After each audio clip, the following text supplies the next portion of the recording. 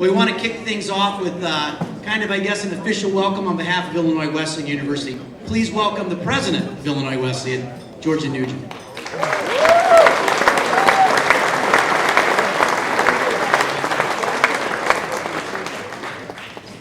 Thanks, Tony.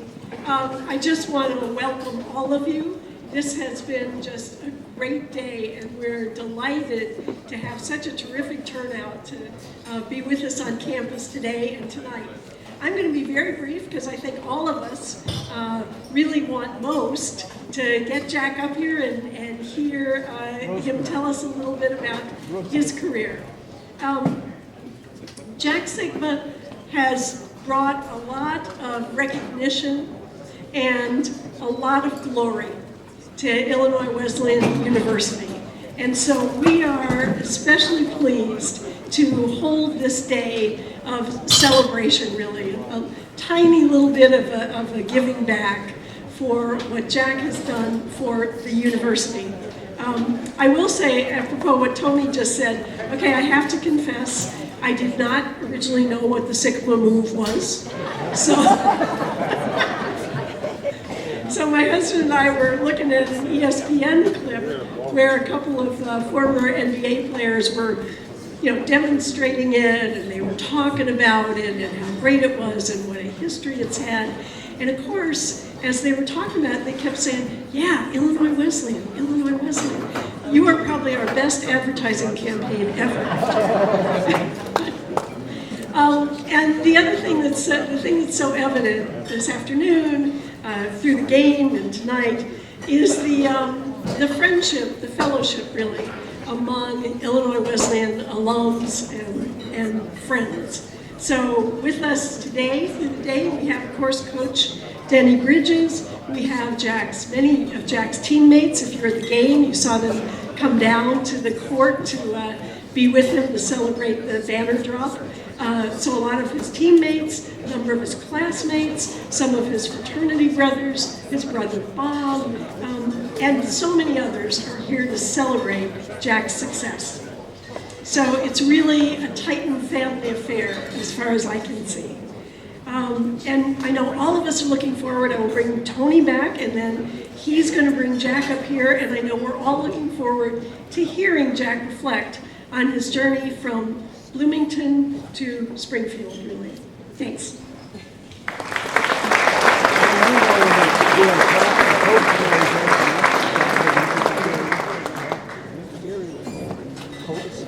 Before we bring Jack up, we've got a couple of others that will come up to make comments. You know, the relationship between a coach and a player is very, very special. And I think it might be the most special at the collegiate level because there's the recruiting aspect, building that recruiting relationship with the player.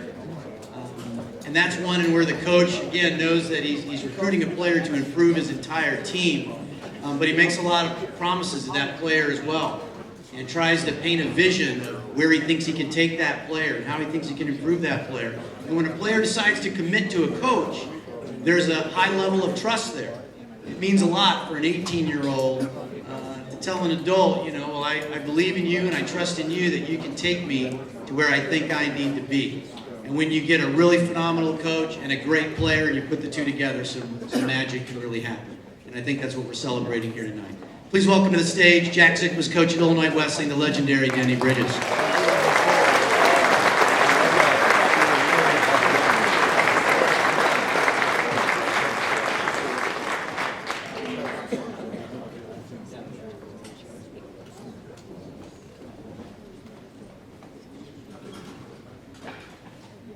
Thank you, Tony. This has indeed been the year of Jack Sikma. Thank God, he's so deserving. Before I get into that, I would just like to make a point.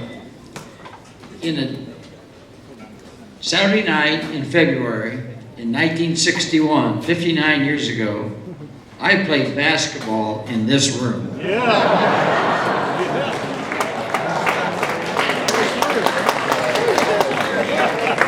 John Hawthorne and Roger Hahn and Jerry Wisted and Del Southern and Vic Armstrong. And we thought we were really something. The team bench was right over there. Bob Hildebrand is here, who played ahead of me. Great, Illinois Wesleyan, great. He remembers this room. Played for the greatest coach. Coach Harberger was the greatest coach in CCIW history. Great man. And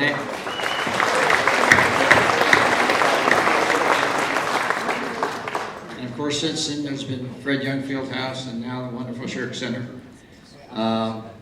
The first night I saw Jack Sikma, the first night I laid eyes on Jack Sikma, at the Chatsworth tournament, I came back the next morning and I told Coach Harberger, Coach, I saw a kid play last night. If I could just recruit him, he'd be the greatest player in Illinois Wesleyan history. I didn't have enough foresight to say, I saw a kid play last night, and if I recruited him, he would end up in the Naismith Hall of Fame. Jack's journey has really been something. From Wichert to St. Anne, to Illinois Wesleyan, to Seattle, to Milwaukee, to the Hall of Fame. And it all started for Jack with two great parents, Clarence and Grace Sikma. They were strong, they were supportive, they taught Jack values, they taught him a work ethic, and they trusted him. He just reminded me, 17-year-old kid who was making a decision to go to Illinois Wesleyan or to play in the Assembly Hall in the Big Ten. And he had enough courage to tell the Big Ten he didn't want that. He saw his future with an Illinois Wesleyan education and to play here. And I really credit his mom and dad for pretty much staying out of it. In fact, the day Jack made his decision and called my wife Rita and told her that she had good news for me, that well, I couldn't. I had finally had a day off to play golf, Jack. Finally got that one day off to play golf. But Jack's mom told me she was raking the yard, and Jack came home, and she says, "What are you doing, Jack?" And he says, "I've had it. I've had it with the recruiting. I'm going in the house and call Coach." And she said she would have swore he was going in the house to call Harv Schmidt at the University of Illinois. Thank God he called me. And it worked. It worked great for Jack. It worked great for Illinois Wesleyan. And you know, getting into the Hall of Fame is a big deal. This Hall of Fame is a big deal. There's only been 5 players that played basketball at Illinois colleges that are in the 70 years history of the Hall of Fame. George Mikan from DePaul, Andy Phillip from Illinois, Chet Walker from Bradley, and Walt Frazier from Southern, and Jack Sikma from Illinois Wesleyan University.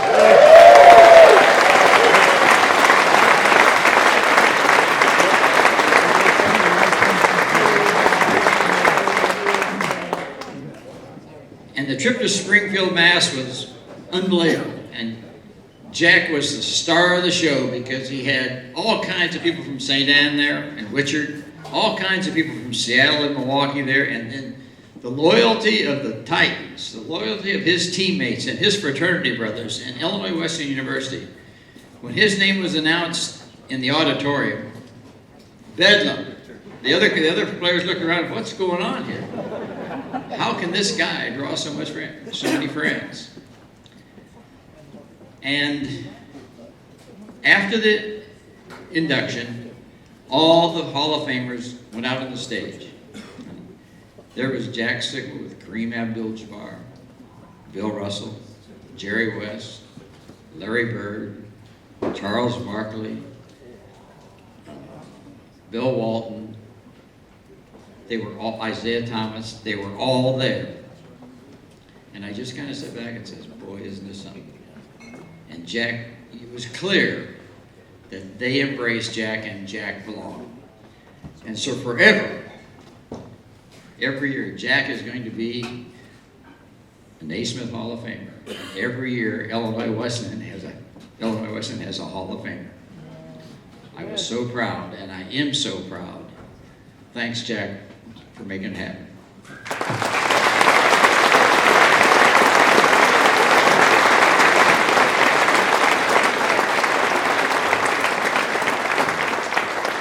Thank you, Coach Bridges.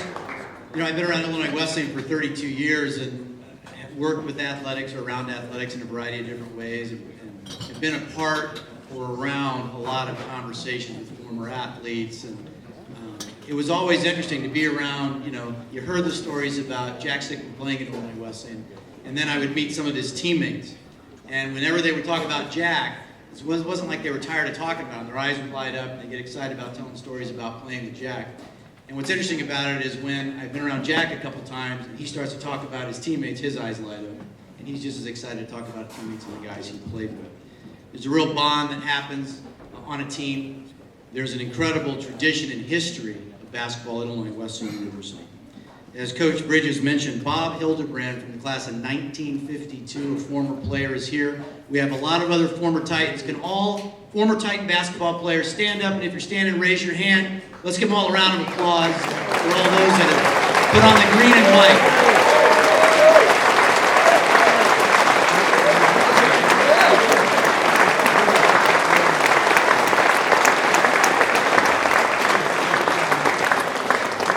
Well, we thought it would be appropriate to have one of Jack's teammates come up and say a few words. We did have to put a few restrictions on it, but please welcome Ed Moore up to the stage.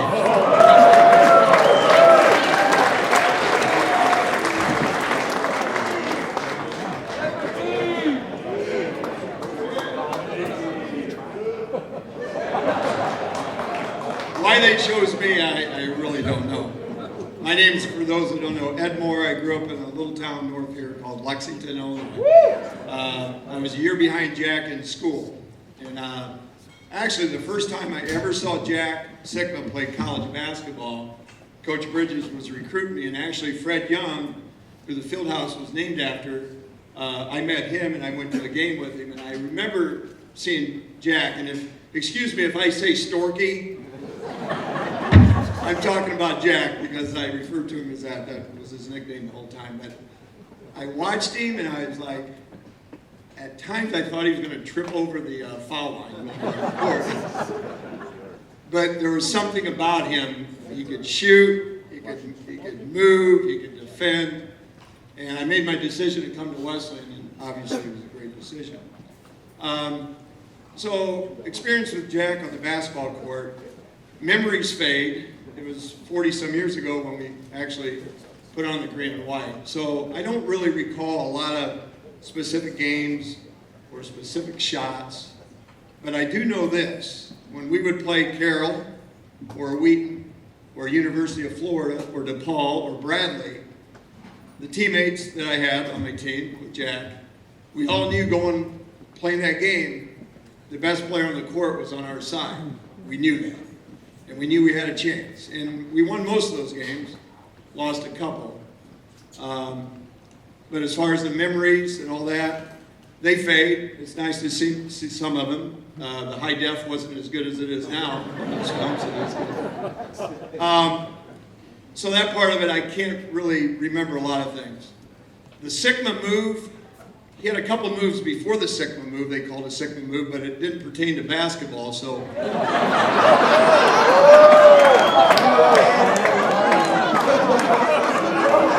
They say I have a filter, so that's all I'm going to say. That's all I'm going to say. So I do have one experience, and a lot of you guys have heard this story, so I'm going to repeat it again. And some of them haven't, so you'll like it. My junior year, Jack's senior year, before the NBA draft, and a lot of our fraternity brothers are here. Give it up for the Sigma Chi guys.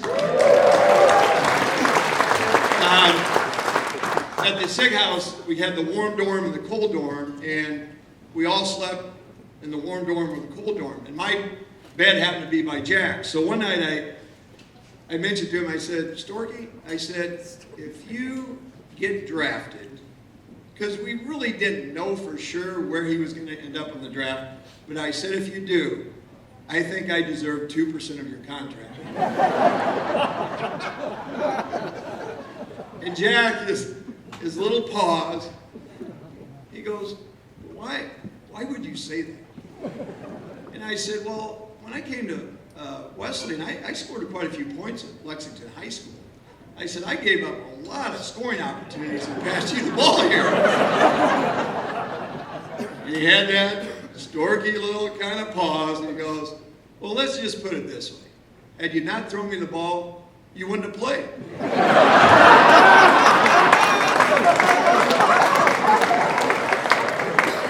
And I went silent. But one thing I do want to say, and I'm about done. Jackson with the Immortals, he is in the highest as you can be as a basketball player. But as a person, okay, he's probably one of the greatest people we all know. We all know Jack Sikma, and he hasn't changed, and that's why we're all here. All right, thanks.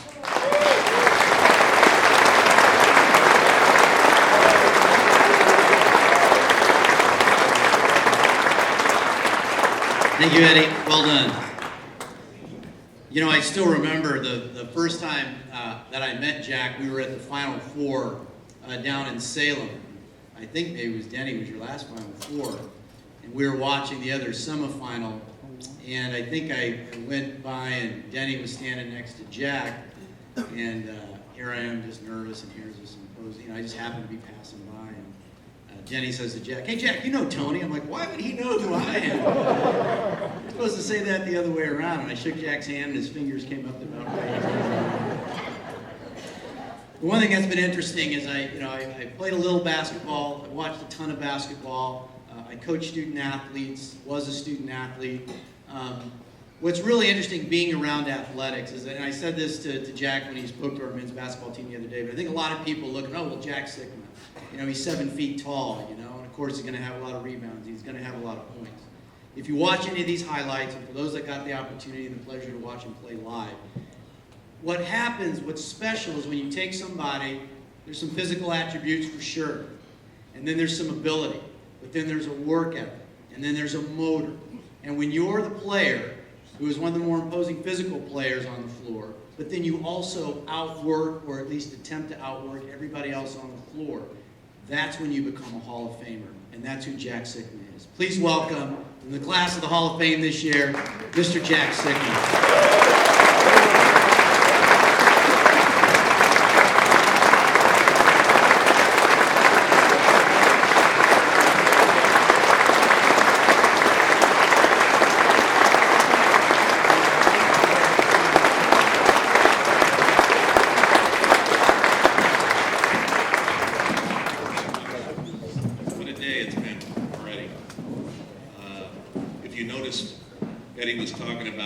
Saw me play and tripping over the foul line. You see how carefully I walked up there? I wanted to make sure it didn't happen again. The other thing is I want to thank Eddie for not telling the Milliken story again. We've heard that many times. Yeah, coach has drawn up a play. We're down a point at Milliken. Draw up a play. Coach is going to get the ball to me, right? Eddie's supposed to pass it in. Eddie looks me off, goes to the middle, and thank God he hit the shot. And we've had to live with that story for 4 years.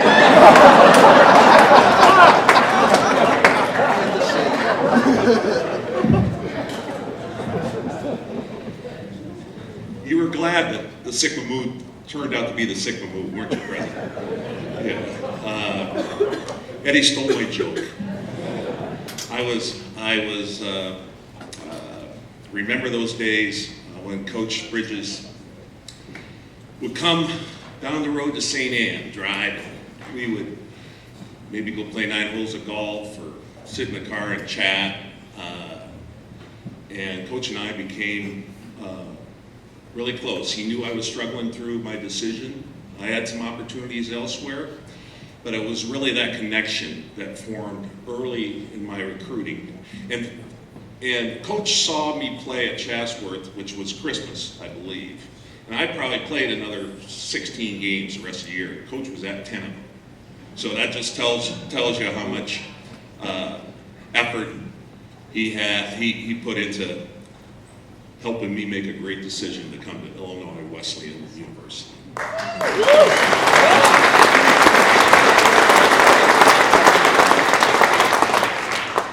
Couple people. My brother Bob is here.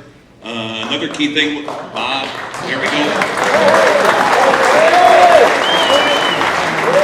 My oldest sister Suzanne was here at Wesleyan at the time, and Coach would get the update on the recruiting situation. I remember one day he ran into Suzanne and said, "How's it going?" She said, "Coach, I don't think it's going really good." And that was just in the middle where I'd made some other visits, and it's kind of the last one you were in touch with, and they put their best foot forward. So Coach heard that, and he immediately got on the phone and called me. Said, "Hey, I want to come up and talk to him today. You free?" And I was helping my dad lay carpet that day after school. I said, "Coach, I don't know." He says, "Well, I'll come and help you too." So I'm sitting there and saying, "You know what? This might be a way to get out of playing." So Coach came up, and I think we ended up in a golf course. I won't say that. I was going to say I was a better golfer than a carpet layer, but maybe I wasn't. I don't know. Anyway, the bond between Coach and I happened quickly, but one thing he did was he made sure he challenged me on a daily basis. He expected a lot from me, and helped me to achieve as much as I could as far as basketball. But he's just really, and you all know his history here at Illinois Wesleyan. What a great person he is, Coach, and I appreciate that. Thank you.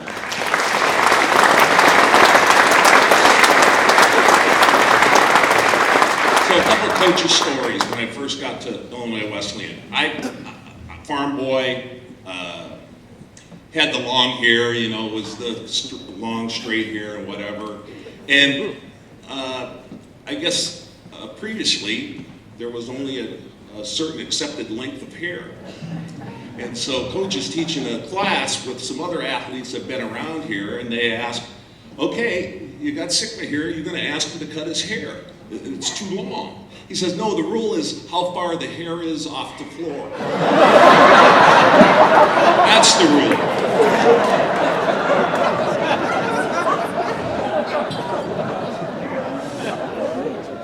And so there was many of those stories. John, is Lenny here yet still? Lenny? Well, John Lenahan and I were the starting 4 and 5. And we were rooming together on the road, and somehow clock messed up or whatever, and we were late. And Coach asked Mike Rinker, another teammate of mine, "Who's late?" And Mike says, "The All-American and the one who thinks he's an All-American." So anyway, as you can tell, we had a lot of fun.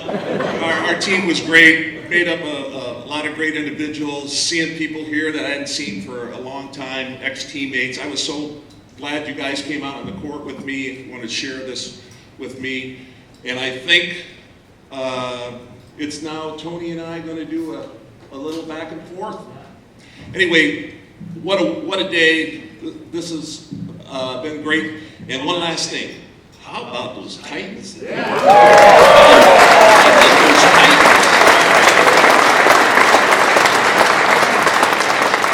I talked to the team yesterday and I said, "Don't screw this up." And they did. Anyway, thank you. The first thing I want to tell you is I thought you would appreciate knowing this, but a rather large committee sat around a big conference table and discussed ad nauseum what chair was appropriate for a man of your stature for several minutes. And then we formed a subcommittee to go and look at the actual chair. So how's the chair? Are you guys unions? Feels like it. Nothing against unions. We were trying to figure out the angle of your knees from the bottom of the chair. I mean, there's a lot of physics involved. It's really the chair height. Well, me getting out is going to be the key. We got plenty of people who love you here, Yeah. so we should be able to do that. Well, I'm going to start. I'm sure you've answered this question 100 times already. But for the crowd here tonight, describe how it happened and how you felt the moment when you were notified that you were going to be inducted into the Naismith Hall of Fame. Well, they give you a window, and they say we're going to call you, but they also tell you we're going to call you regardless. So You know, you got your phone and it says Springfield. You don't know if it's a yes or a no. So anyway, for us in the West Coast, it was 9 o'clock. I was watching the Business Channel. I having my coffee. My wife was upstairs and brought her coffee and was kind of waiting for the phone call, and then it happened. And really, there wasn't a sense of jumping for joy or anything like that. It was really a moment in which you just sat back and you really reflected on just what a journey it's been. And my thoughts at that point were, I need to share this with as many people as I can who've had an impact in my life. And my speech at the Hall of Fame followed that. I wanted, you know, from start to finish, there was so many people that had a hand in this. And those thoughts were all positive. And it kind of set in with me that when you think back and reflect and you have such a positive feeling about it, you're a very fortunate person. And I think that was the thought that came to me. Now, had you had any no's up to that point before you got the yes call? Or? No, this was as far, I never made it to the point where I was, there's 9 people, and it changes every year. I could be one of these people that are the nominating committee, and anybody can be nominated. And by the way, I have to tell everyone that everyone at the Hall of Fame knows Coach Bridges because he was calling them every other day. Oh, so you're Denny Bridges. And so I had never made it through the nominating committee, so I knew that was, you know, a step closer. And then there's a committee of 24 in which you got to get 18 votes, and they're made up of some contributors, some media people, and some ex-Hall of Famers. And I had a couple of people that really stepped up. Wally Walker, a good friend of mine, was part of ownership of the Sonics for a while, knew all the people in the league. He made his calls. I worked for Toronto the last 3 years as a consultant. Wayne Embry, who's one of the pillars of the NBA, I worked with together, and for 3 years he talked about, Jack, we got to get you in the Hall of Fame. So anyway, things fell in place. I got that phone call. It was a yay, and the tour began. So it's all been good. Well, the fact that you got in the first time around, I think, really speaks a lot, especially being nominated that first time. We've heard about the Sikma move tonight, you know, the inside pivot. I heard there's some debate over who should get full credit for actually coming up with it. But for those that aren't as basketball savvy and know exactly what it is, can you describe the move and really why it was so influential for you during your career? Well, my freshman year, I was taller than anybody in the conference, but I still had a hard time scoring in the post. And I really wasn't very decisive. And again, Coach realized that it was going to take a commitment to establish yourself in the post. And so we sat down at the end of my freshman year and said, hey, we got to develop a post move. And I think we set about for the first month where we experimented with different types of moves. And at that time, I was about 195 pounds, so skinny as heck. But I could shoot it decently.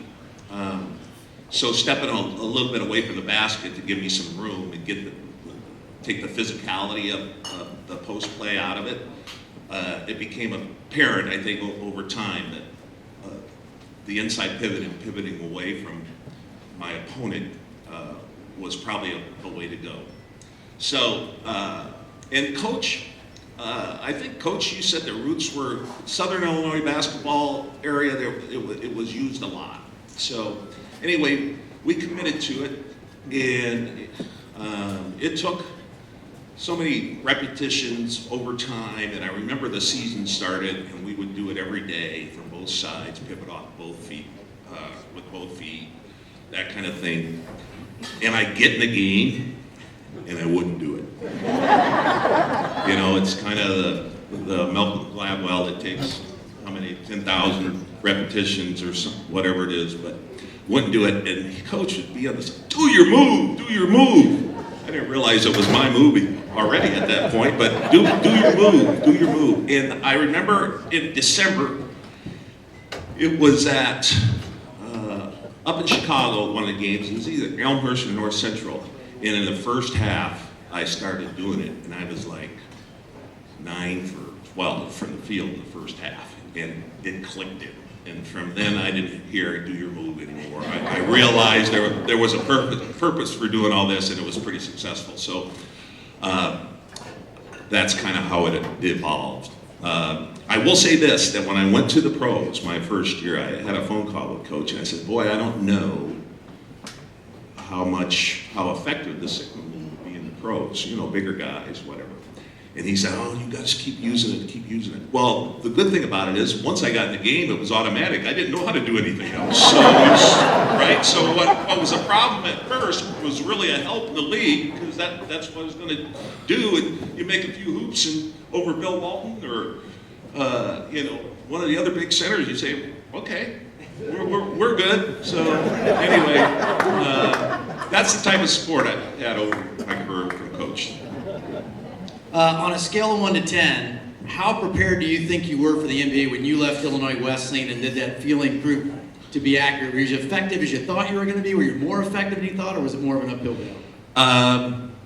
No, my approach always was, I was very competitive. So even practices, I worked my tail off, and I made an impact on the Sonics team when they saw me. And actually, my first nickname in Seattle was Banger, believe it or not. So, because I was playing hard and knocking people around and that kind of thing, because I wanted to play. I liked to play, and it took a while. I mean, 20 games or so in the season, I finally got my start and did well, and from there it took off.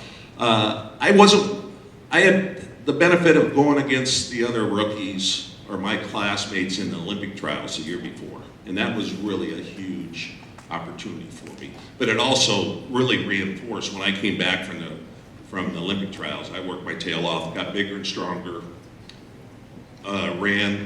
ran a half mile in under 2 minutes. It was unbelievable. What do you think, Alvin? Huh? That's my story, and I'm sticking to it. You're the one with the microphone. Back in the era when you played, you know, dominant centers and low post play were just a big focus in both collegiate and NBA game. You could always name the big centers and the guys that played down low, and that seems to have diminished in the modern game. How do you think your game would translate to today's college or NBA game? I'd be okay, I think. I'd be confident. Again, anytime there's a rule change, the game changes. The requirements of a big in the NBA now is to be a more skilled player. It can't depend on power only. So, I mean, at the end of my career, I was shooting threes. So, I mean, that's what they have them doing nowadays. I do believe the player nowadays is bigger, faster, stronger. It's because of the science. It's because of the conditioning, training, that type of thing. But our traveling party was 15 people. We had our trainer, 2 coaches, and 12 players. Now they have a traveling party of 50. And it's just that much more support for the athletes. And that's what you want as a fan. You want everyone to reach the upper limit of what they can do. And so I'm proud of where the game is now. And the answer to that question is I would have found a way, I believe. Was there a particular team in college or the pros that you got a little more amped up to play against? When I first was in the league, I loved coming back to Chicago and playing at Chicago Stadium. And again, what an experience that old Chicago Stadium was. It rocked. Now, I didn't like coming back to Chicago Stadium as much once Jordan got there. I liked it a lot more before Jordan. But I always look forward to it, saw so many people. Back then, we were always flying commercials, so I knew I could stay overnight.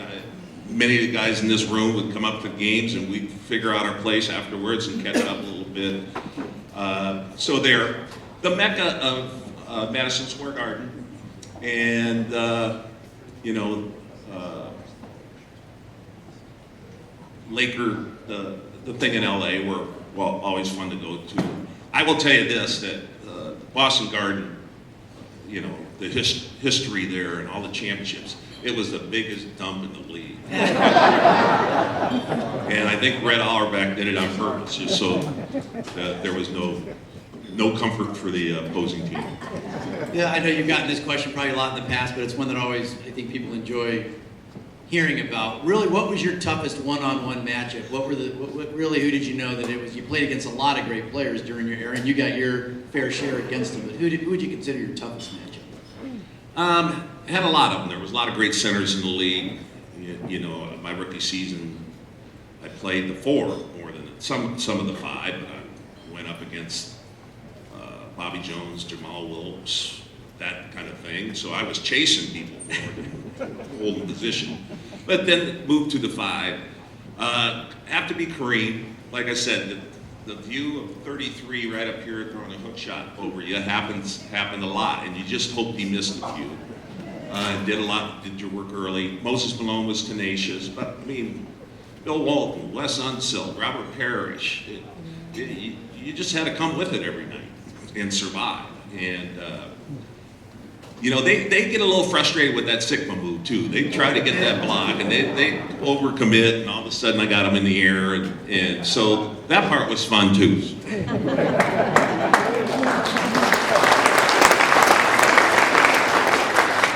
Okay, well, we know you've done a lot of great things on the basketball court.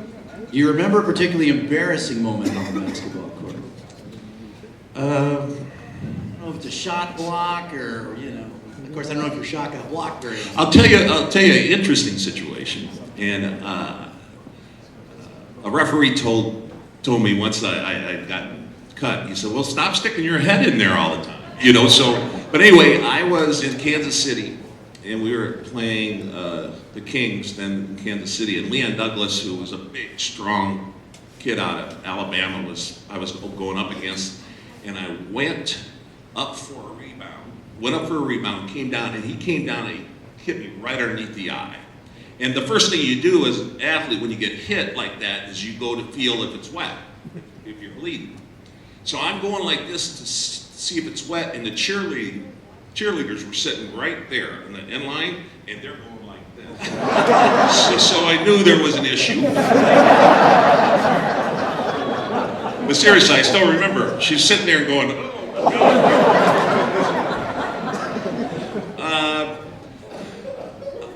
probably the most poignant moment was my rookie season. We started 5-17. Team turned around. Unbelievably, we had the 7th game at home in our place to win a championship, and we didn't do it. And to walk off the court after that loss. And I was a rookie. I didn't realize, you know, I kind of thought, well, maybe just happens all the time. And and the fans' response, it just went quiet because they knew the run was over, and for that year, and it was a great run because we came out of nowhere and the place was rocking always. And then quietly they started clapping again, appreciated our efforts, and that's really one of the main reasons why you do it. You know, is just to get out there and compete highest level and put on a show for your supporters. Well, I think that follows up nicely with what your most exciting moment was, and maybe that was just a year later. Yes, it was, and I remember the tough part was getting back there. Once we got to the finals and we got to play the Bullets again, so the same team that beat us the year before. I think it meant more because we were so close the year before. The interesting thing was that was my second year. And so I've been to the finals my first 2 years, and I played on a lot of good teams, but never got back, never actually got to a conference championship. Actually, the next year we did. We lost to Magic and the Lakers in conference championship, but that was it. That was our run. I'm sure your career has allowed you to meet many, many interesting people, both on and off the court. Do you remember a time when you were particularly starstruck by somebody that you were meeting? You know, the kid from St. Anne meeting so-and-so? Maybe a great example was, I believe it was the 1984 All-Star game that was in LA. And of course, you know, the Laker thing was rolling, Hollywood, whatever. And if you look at YouTube, I was standing on the court when Marvin Gaye did his rendition of the national anthem to Sexual Healing. And I'm telling you that it started in the whole place, even in LA, they're saying, what is going on? The other thing I didn't know is Marvin showed up about 3 minutes before he was going to go on. So they were worried about he wasn't going to get there. And he said, I got my home music, all that kind of stuff. So he started into it. And by the time it was over, the place was going nuts. And this is an all-star game. And I wasn't a starter, but I'm telling you, the first 5 minutes of that game, I've never seen the pace of running up and down. I mean, he affected everybody. Everybody was charged up. So, anyway, Sexual Healing has a special place in my heart. I was going to leave that right there. I had a follow-up joke, but doing this for many years, I learned when to shut it down. What would your advice, your best advice be for aspiring basketball players? Get in the gym. You got to put your time in, and you got to play at a quality of work. You know, you're not. I was like this with the library too. I'm not there to serve a sentence. I'm there to get my work done and do it at the best pace that I can. And I talked to the team yesterday, and you know, I said, you got to play in the present. Actually, you got to do even more than that. You got to be ready for the next play. And again, I was so impressed today with just how hard those guys played. Coach Rose has got them going. It's a young team. I told them this team can establish themselves. They'll be known as this era team that had great success. But that only comes with conference championships. So hopefully they got enough time left, and they got some big games, and they can get there. Well, we're going to wrap it up with the final question, and twofold really. One is, you know, we talked about, there were comments tonight by you and Coach Bridges about that big decision to come to Illinois Wesleyan. Once you got here, what really affirmed to you that you had made the right decision? And now all these years down the road, coming back and sharing this with a lot of your fans today, what is it that has made Illinois Wesleyan such a special experience for you, both while you were here and now all these years later? I felt welcomed, very comfortable. I wasn't a big city kid. And there was a sense on campus, you know, it's small enough where there was an intimacy to it. And again, the reputation as far as the academic here and the value of a diploma from Illinois Wesleyan was pretty self-evident. I pledged the Sig House. They treated me like every other pledge, and maybe more so. But I had a fun time with it. And again, it was also the fact that every day Coach Bridges' commitment to me was reinforced. And so once I got here, it was all over. It was good. So the decision was tough, but once I got here, I was really comfortable with it. Let's give it up for Hall of Famer Jack Sikma. Thank you so much for this day. Appreciate it. Thank you.